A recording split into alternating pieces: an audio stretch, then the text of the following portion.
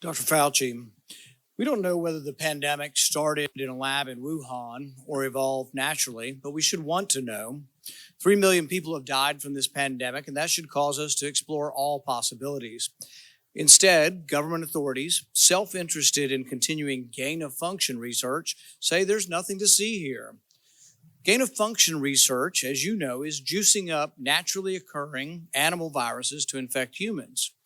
To arrive at the truth, the U.S. government should admit that the Wuhan Virology Institute was experimenting to enhance the coronavirus's ability to infect humans.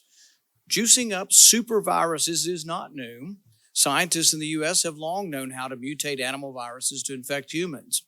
For years, Dr. Ralph Barrick, a virologist in the U.S., has been collaborating with Dr. Shi Zhengli of the Wuhan Virology Institute, sharing his discoveries about how to create superviruses. This gain-of-function research has been funded by the NIH. The collaboration between the U.S. and the Wuhan Virology Institute continues. Doctors Barrick and Shi worked together to insert bat virus spike protein into the backbone of the deadly SARS virus, and then use this man-made supervirus to infect human airway cells. Think about that for a moment. The SARS virus had a 15% mortality. We're fighting a pandemic that has about a 1% mortality. Can you imagine if a SARS virus that's been juiced up and had viral proteins added to it, to the spike protein, if that were released accidentally? Dr. Fauci, do you still support funding of the NIH funding of the lab in Wuhan? Senator Paul, with all due respect, you are entirely and completely incorrect that the NIH has not ever and does not now fund gain-of-function research in the Wuhan Institute Do they fund of Dr. Virology. Barrick? We do not fund. Do you fund Dr. Barrick's gain-of-function research?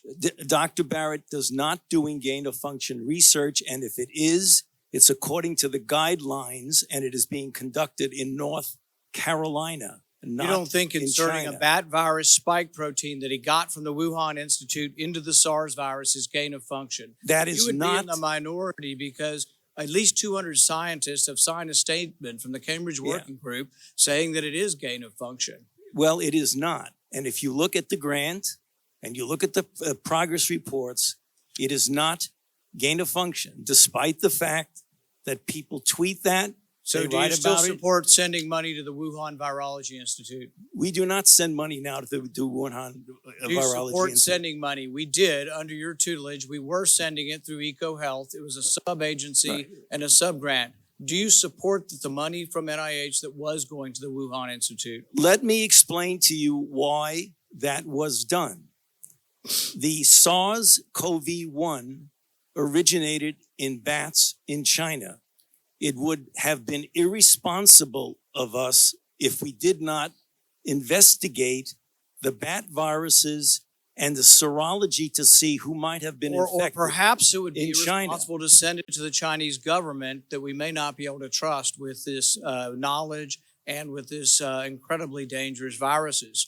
Government scientists like yourself who favor gain-of-function research. I don't favor gain-of-function research in China. You are saying things that are not correct. Government defenders of gain-of-function, such as yourself, say that COVID-19 mutations were random and not designed by man. But interestingly, the technique that Dr. Barrick developed forces mutations by serial passage through cell culture that the mutations appear to be natural. In fact, Dr. Barrick named the technique the no-see-em technique because the mutations appear naturally. Nicholas Baker in the New York Magazine said nobody would know if the virus had been fabricated in a laboratory or grown in nature. Government authorities in the U.S., including yourself, unequivocally deny that COVID-19 could have escaped a lab. But even Dr. Shi in Wuhan wasn't so sure.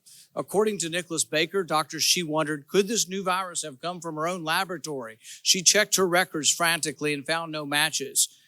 That really took a load off my mind, she said. I had not slept for days. The director of the gain-of-function research in Wuhan couldn't sleep because she was terrified that it might be in her lab. Dr. Barrick, an advocate of gain of function research, admits the main problem that the Institute of Virology has is the outbreak occurred in close proximity. What are the odds? Barrick responded, could you rule out a laboratory escape? The answer in this case is probably not.